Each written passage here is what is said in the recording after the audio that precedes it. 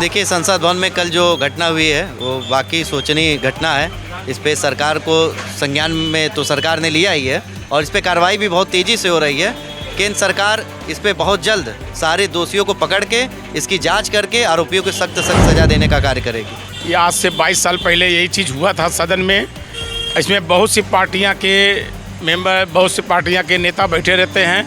इस तरह की जो घटना हुई है, ऐसी घटना नहीं होनी चाहिए। इस पर सख्त कार्रवाई करनी चाहिए, क्योंकि ये जो हमला हुआ है, ये जिस कारण से हुआ हो, आने वाले समय के लिए ये बहुत भारी, बहुत भयंकर दुर्घटना हो सकती है। तो संसद में जो चूक हुई है, हमारा यह कहना है कि जो भी दोषी पाया जाता है उस पर सख्त कार्रवाई हो, जो कि ये हालांकि ये नहीं होना चाहिए, क्योंकि सांसद ऐसी चीज़ है जो हर वहाँ देश के सांसद लोग बैठे होते हैं, माननीय अध्यक्ष जी लोग बैठे रहते हैं, हमारे साथ ही जितने राजनीतिक मंदिर उसे कहा जाता है। इससे हमारा सुझाव है कि वहाँ ऐसे कांड नहीं होना चाहिए। 22 साल पहले कूदे, अभी जो 2 लोग कूदे हैं तो उनके खिलाफ कार्रवाई की जा रही है। सरकार उस पर जो है संज्ञान ले चुकी है और हमें अपने संविधान पे पूर्ण विश्वास है और ये जो चूक हुई है इसके खिलाफ जो है कार्रवाई सरकार कर रही है। सांसद हमारा जो है एक मंदिर है, वो हमारा धड़कन है। ऐसी चूक तो नहीं होनी चाहिए। हमें अपने जवानों पे, अपने सुरक्षा बलों पे पूरा विश्वास है, आगे ऐसी घटना नहीं होगी। सरकार जो है बहुत एक्शन में है और इसमें यही हम कहना चाहेंगे कि जो लोग इसमें इन्वॉल्व हैं उनको कड़ी से कड़ी सज़ा मिले, ताकि आने वाली पीढ़ी ये याद रखे कि अगर ऐसा कुछ हम करेंगे तो फिर हम बख्शे नहीं जाएंगे, क्योंकि मोदी है तो हमको भरोसा है। वास्तव में देश के लिए बहुत ही दुखदाई और चिंतनीय विषय है जो 22वीं बरसी के अवसर पे उसी दिन 2 अंदर घुसते हैं और 2 बाहर घुसते हैं, बाहर प्रदर्शन करते हैं। ये निश्चित ही सोची समझी साजिश का हिस्सा हो सकता है। इसकी जांच हो तो और भी चेहरे बेनकाब हो सकते हैं। इसमें कई बड़े चेहरे भी हमको लगते हैं कि शामिल होने की संभावना से इनकार नहीं किया जा सकता है। ये बहुत ही लोकतंत्र के हृदय के रूप में जाने जाने वाला संसद भवन निश्चय ही भारतवासियों के लिए एक शर्मनाक स्थिति है कि ये आज से ठीक 22 साल पहले सदन में चूक हुई थी सुरक्षा में। ठीक उसी दिन सुरक्षा में चूक हुई है, तो किसका फेलेवर मानते हैं? प्रशासन की लापरवाही रही। जब सेम डे पे हुआ था तो उस पर ध्यान रखना चाहिए। एक बार चूक हुई थी, बार बार होना इस तरह का ठीक नहीं है देश के लिए, और प्रशासन को हमेशा सतर्क रहना चाहिए। पहले संसद की सुरक्षा में चूक हुई थी, ठीक उसी दिन दोबारा संसद में चूक हुई, तो किसका फेलेवर मानते हैं? ये सब बहुत बड़ी लापरवाही है। सरकार को भी चाहिए उस पर गंभीरता से पुनः विचार करें और इसकी जितनी भी कड़ी सुरक्षा भविष्य में अपनाई जा सके उसको भी। 22 साल पहले सुरक्षा में चूक हुई थी सदन में, ठीक उसी दिन चूक होती है, तो किसकी कमी मानेंगे? ये गृह मंत्रालय का और प्रशासन की महत्वपूर्ण ये जिम्मेदारी लेनी चाहिए कि ये कैसे चूक हुई। ये सरकार इसकी जिम्मेदार होना चाहिए। सरकार को ये सांसदों के साथ हमारे बहुत जघन्य अपराध है और इस पे ये सारी जिम्मेदारी गृह मंत्रालय और सुरक्षा की चूक, ये बहुत देश के लिए दुखद घटना है कि बीजेपी सरकार जो मौजूदा की सरकार है वो लोकसभा में जो आज हम देख रहे हैं, सुनने में आ रहा है जो आज चूक किए हैं ये लोग, ये बहुत निंदनीय है। क्योंकि जब लोकसभा में सदस्यों की मतलब सुरक्षा नहीं हो सकती है तो आम जनमानस, आम जनता की, आम लोगों की मतलब क्या सुरक्षा करेंगे ये लोग? और ये खाली देखिए बोलने की बात होती है, जब ये ज़मीनी स्तर पे कुछ करेंगे नहीं तो फिर आम जनता के बारे में क्या करेंगे? जब ये खुद की सुरक्षा नहीं, अपने सदस्यों की सुरक्षा नहीं कर सकते। पूरे शासन की फेलेवर है। जो केंद्र की सरकार है वो पूरी तरह से फेल हो चुकी, क्योंकि इनपुट पहले से ये जानकारी था। जो पता चल रहा है, जो मीडिया के माध्यम से, आप सब लोगों के माध्यम से संज्ञान में जो हम लोगों को आ रहा है, उसमें ये था कि ये पहले से इनपुट था कि वहाँ कुछ होगा।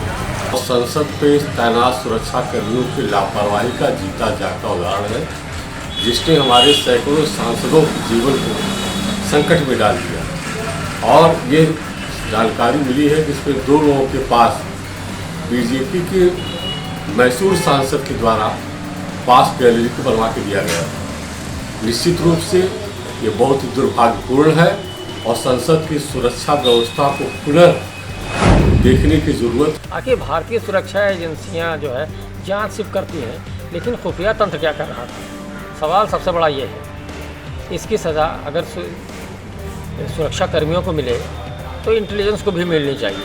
वो हर बार क्यों फेलियर होता है? और वह तब जागता है जब कोई घटना हो जाती है, चाहे आतंकी हमला हो, चाहे उग्रवादी हमला हो, तभी वो कहती है ये ऐसा इनपुट मिला था। अरे इनपुट मिला था तो तुमको कार्रवाई तो करनी चाहिए थी।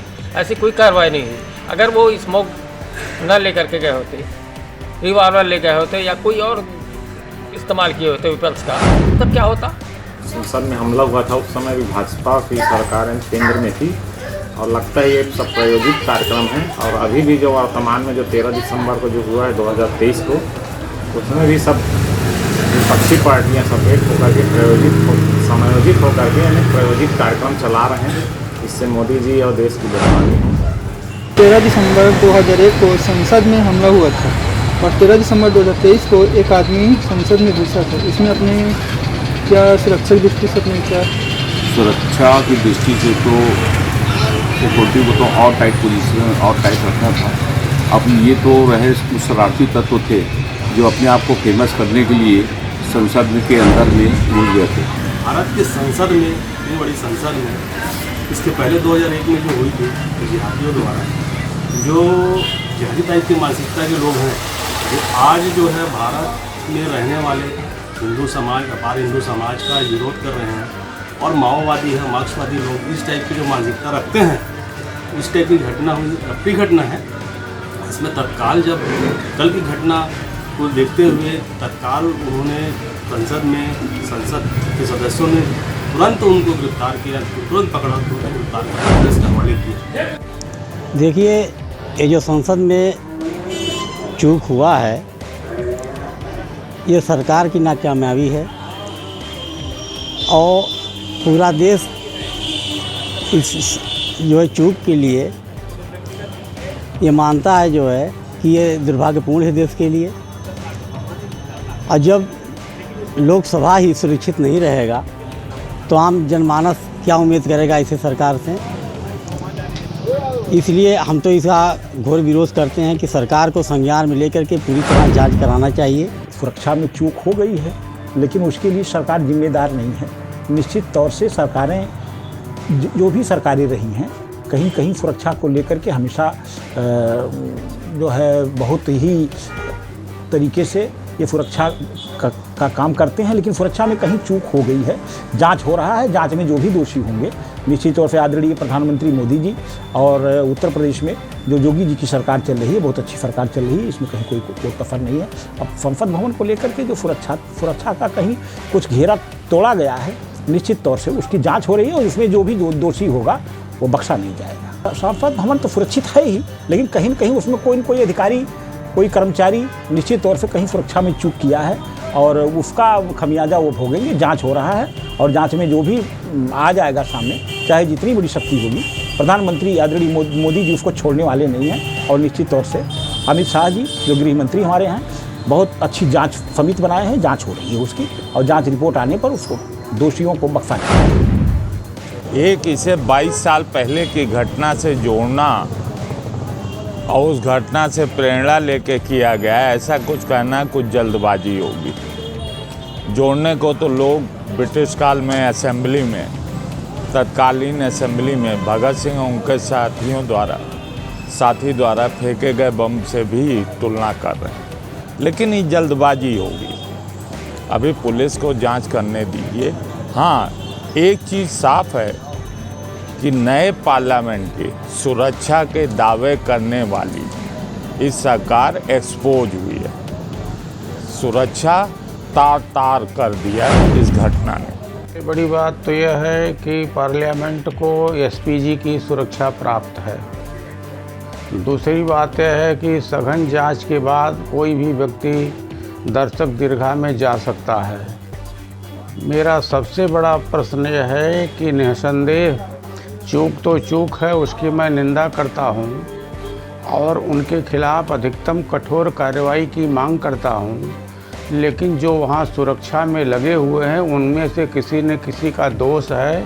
बिना भेदिया के इतना बड़ा और नई संसद भवन में जो अभी 10 दिन पहले जिसका लोकार्पण हुआ और नई पहला सत्र चल रहा है, उसमें इस तरह की घटना निसंदेह चिंता की बात है। एक बार घटना जब इसके पहले हो चुकी है तो सरकार को हमेशा सचेत रहना चाहिए। बहरहाल इस पर जांच होनी चाहिए, ये जांच का विषय है, देखिए क्या होता है। लौट का ढिढोरा है कि हम सब कुछ कर रहे हैं, ऐसा कहीं कुछ नहीं है। धरातल पर देखा जाए तो ऐसी कहीं कुछ नहीं है। सरहद पर उतनी सेना मर गई थी, आज तक जांच रिपोर्ट आई? आज तक जांच रिपोर्ट नहीं आई।